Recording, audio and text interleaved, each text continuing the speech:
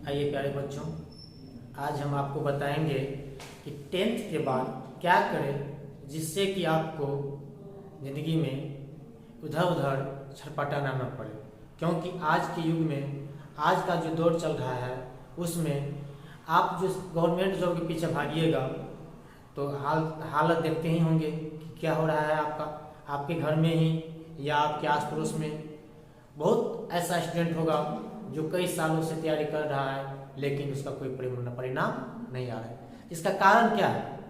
इसका कारण एक ही है, अभी जो है स्टूडेंट बहुत ज़्यादा हो गया। पहले बहुत कम लोग पढ़ते थे, अब क्या हो गया है कि हर एक घर में जो भी है सब पढ़ते हैं। जब सब पढ़ेंगे तो सबका गवर्नमेंट जॉब हो जाएगा, ऐसा तो नहीं है।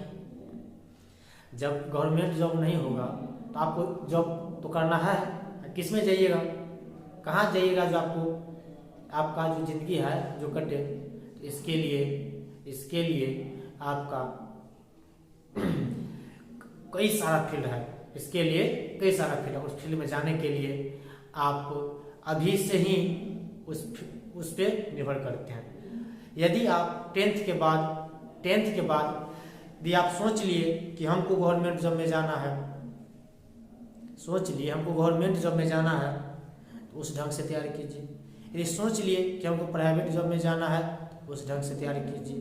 यदि आप ये सोचे हैं कि कोशिश करेंगे गवर्नमेंट जॉब पाने का, मिल गया तो ठीक है, नहीं तो प्राइवेट में जाएंगे। यदि आपका ये सोच है तो उसके लिए ना अलग रास्ता है।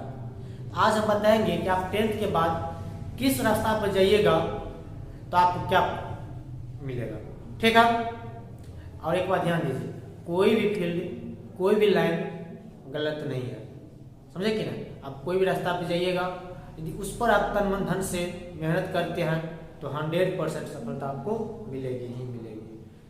देखिए, हम आपको शुरू में बोले हैं क्या कहते हैं, कोई गवर्नमेंट जॉब की तैयारी कीजिए, नहीं होगा तो प्राइवेट जॉब में चले जाइए। हम ऐसा इसलिए कहे हैं, देखिए जैसे कि अभी जो है रेलवे का ही 19 में फॉर्म भरा है और 22 हो गया, अभी तक उसका एग्ज़ाम भी नहीं लिया है। कब एग्ज़ाम लेगा, कब उसका रिजल्ट देगा, फिर उसका एक ही रिजल्ट तो नहीं है, पहले पीटी का रिजल्ट देगा, उसके बाद मेंस का देगा, उसके बाद उसका डॉक्यूमेंट वेरिफिकेशन होगा, कई वर्ष लग जाएगा।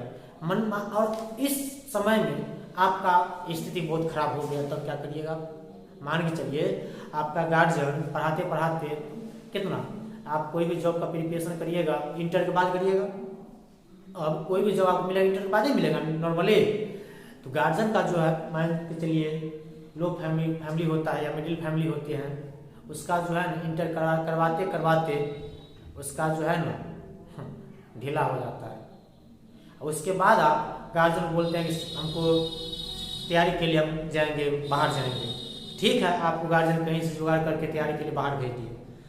किसी भी चीज़ की तैयारी करने के लिए आपको नॉर्मली 1 साल से 2 साल लगे जाए, कम से कम 2 साल, ठीक है। तो 2 साल उधर चला गया, इस बीच में गार्जियन का स्थिति कहाँ से कहाँ तक पहुँच जाता है आप महसूस कर सकते हैं।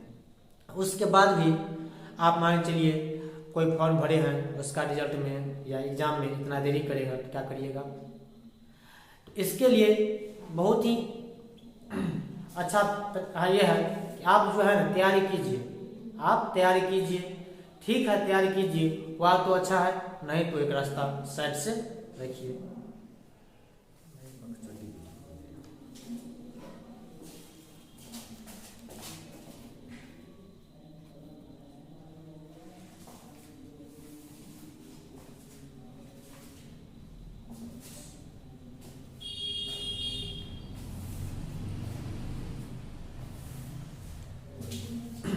आइए दोस्तों, आइए प्यारे बच्चों, आज हम आप लोग को बताएंगे कि टेंथ के बाद क्या करें जिससे कि आपको आने वाले समय में उधर उधर भटकना न पड़े, ठीक है। क्योंकि देखिए अभी जो दौर चल रहा है इसमें बहुत सारा जो है भीड़ भाड़ है और इसमें आप किसी एक डिग्री के पीछे भागिएगा, वो ऐसा डिग्री के पीछे जिसका कोई फायदा नहीं है। ठीक है, तब आपका क्या होगा। उसी सब से बचने के लिए आज हम आपको बताएंगे कि 10th के बाद किस फील्ड में जाएंगे तो क्या हमको आने वाले टाइम में बेनिफिट होगा, उसके बारे में। और एक बात, कोई भी फील्ड खराब नहीं है। आपको जिस फील्ड में जाना है, आपको जिस भी फील्ड में जाना है उस फील्ड में जाइए, लेकिन याद रखिएगा कि जो भी फील्ड आप चुनाव करते हैं उसमें आपको तन मन धन से मेहनत करना पड़ेगा। ठीक है, जैसे कि कहावत है जीत और हार आपके सोच पर निर्भर करते हैं। जीत और हार क्या करते हैं, आपके सोच पर निर्भर करते हैं। मान लिए तो हार है और ठान लिए तो जीत है। यदि आप मान लिए कि हमसे नहीं होगा, तो आप मन में ये आ गया कि हमसे नहीं होगा, तब उसी टाइम आप हार गए। और यदि आप सोच लिए, ठान लिए कि हमको ये करना ही करना है, हमको ये चीज करना ही करना है, तो 100% आपको सफलता मिलेगी ही मिलेगी। ठीक है, आइए हम आपको बताते हैं कि 10th के बाद ऐसा कौन सा फील्ड है जिसमें जाने से आपके आने वाले दिनों में आपके लिए बेहतर होगा। ठीक है, हम आपको चार्ट से समझाने का कोशिश करते हैं। तो आइए हम आप लोगों को बताएंगे इस चार्ट के माध्यम से जो आपके लिए कौन सा फील्ड बेहतर है।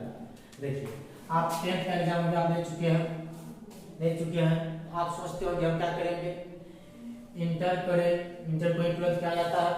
ठीक है, इंटर करें या टेक्निकल फील्ड में जाए, या तो आप इंटर करिएगा या टेक्निकल फील्ड में जाने का मन है टेक्निकल फील्ड में जाइएगा।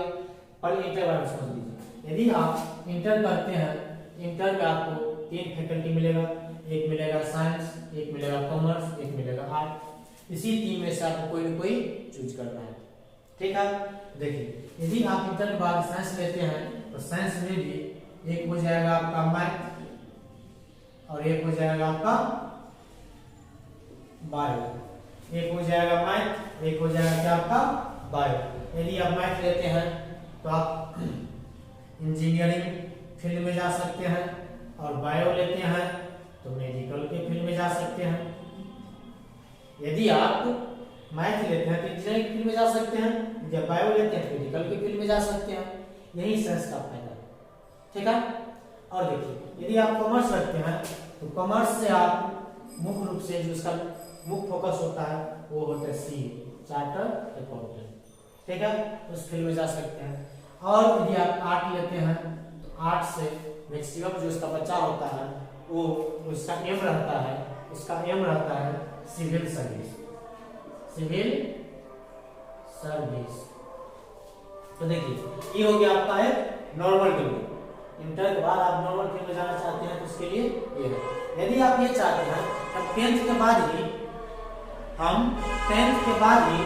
एक ऐसा डिग्री ले जिससे हमको गवर्नमेंट जॉब तो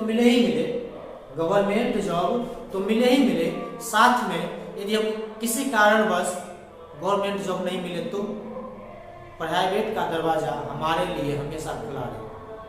यदि आप ऐसा चाहते हैं उसके लिए सबसे बेहतर तरीका है यहाँ से आप रास्ता जो है चेंज कर दीजिए। समझे कि यहाँ से आप क्या करना है, रास्ता चेंज कर देना है और जाना है आपको टेक्निकल फील्ड में। और टेक्निकल फील्ड में आपके लिए है सबसे पहला ITI। आपको जो है 10th के बाद ITI जो करिएगा तो कई कोर्स 1 साल का होता है, कई कोर्स 2 साल का होता है। 1 साल के कोर्स करने से नॉर्मली उतना नहीं है फायदा। आप कोशिश करिएगा आपको 2 साल का कोर्स मिले, तो आप ITI कर सकते हैं 2 साल का कोर्स। ठीक है, और यदि आप ITI करते हैं, देखिए, यदि आप ITI करते हैं तो आपको ITI के साथ साइंस का भी डिग्री दे देगा। किसमें? मैथ में। ITI के साथ आपको क्या देगा? साइंस का भी डिग्री देगा। किसमें? मैथ में। ठीक है, और यदि आप पॉलिटेक्निक चाहते हैं, पॉलिटेक्निक करें। यदि आप क्या चाहते हैं, पॉलिटेक्निक करें, तो पॉलिटेक्निक में भी आपको पॉलिटेक्निक का तो डिग्री देगा ही देगा, साथ में साथ आपका इंटर का भी डिग्री हो जाएगा। ठीक है। और PMD पैरामेडिकल डेंटल, यदि आप इसमें जाना चाहते हैं मेडिकल के लाइन में, 10th के बाद से ही आपके लिए बहुत ही अच्छा है कि पैरामेडिकल डेंटल कर लीजिए और मेडिकल लाइन में आप जा सकते हैं। यहाँ से आप जो पैरामेडिकल डेंटल का जितना वर्ष का होगा उतना कीजिए, उसके बाद आपको आगे मेडिकल फील्ड में और जाना है तो जाइए, उसके लिए रास्ता खुला हुआ है, उसके लिए आपका रास्ता खुला हुआ है। आपका ऐसा नहीं कि 12th बायो से करना पड़ेगा, ऐसा जरूरी नहीं है, आप यहाँ से ही आगे बढ़ सकते हैं। देखिए ये तो हो गया आपका अलग अलग फील्ड। फायदा क्या है, देखिए अब आपको टेक्निकल फील्ड का बताएंगे। ITI एक ऐसा डिग्री है जो आज के समय में हर एक स्टूडेंट के पास रहना बहुत जरूरी है, जो कंपटीशन की तैयारी करते हैं उसके लिए। कारण क्या है, देखिए अपना भारत में जो है सबसे ज्यादा जॉब रेलवे देते हैं। सबसे ज्यादा जॉब कौन सा विभाग देता है, रेलवे। और रेलवे में अनिवार्य कर दिया है 4th ग्रेड के जॉब में इस अगले बार से ITI लगेगा ही लगेगा। जिस स्टूडेंट के पास ITI का डिग्री है वही 4th ग्रेड मतलब ग्रुप D का फॉर्म भर सकता है। और देखिए 4th ग्रेड ही नहीं, उसके बाद इन लोग को पायलट होता है, इसमें भर सकते हैं। टेक्नीशियन का पोस्ट आता है, इसमें आप भर सकते हैं। DRDO में आ जा सकते हैं, ISRO में जा सकते हैं। कई सारे रास्ता है यहाँ जाने का, अलग अलग। मान लीजिए उस समय आपका चयन किसी कारणवश नहीं हुआ, हो सकता कई कारण हो सकता है, उस समय आपका चयन किसी कारणवश नहीं हुआ, आपके लिए प्राइवेट का रास्ता खुला ही रहता है।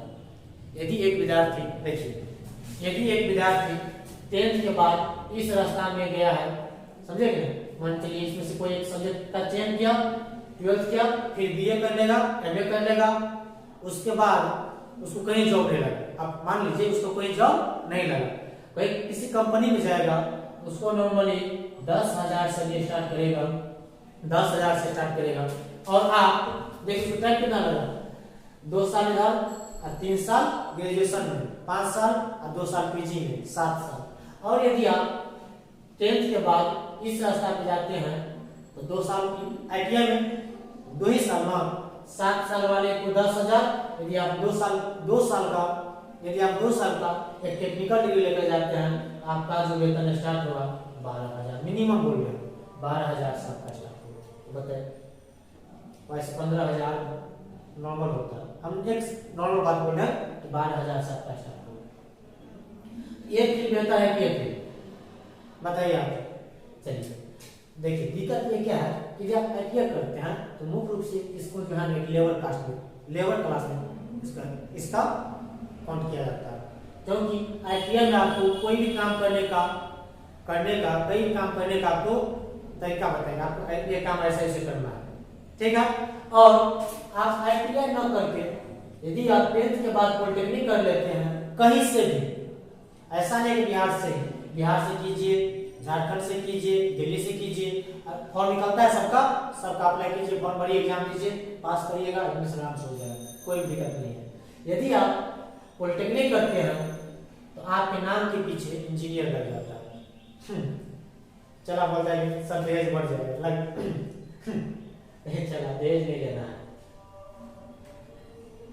दहेज के लिए इंजीनियर नहीं बनना है, इंजीनियर खुद के लिए बनना है, देश के लिए इंजीनियर बनना है, समझे। यदि आप 10th के बाद क्या करते हैं पॉलिटेक्निक, तो आपके नाम के पीछे क्या है, एक जूनियर इंजीनियर का टैग लग जाता है।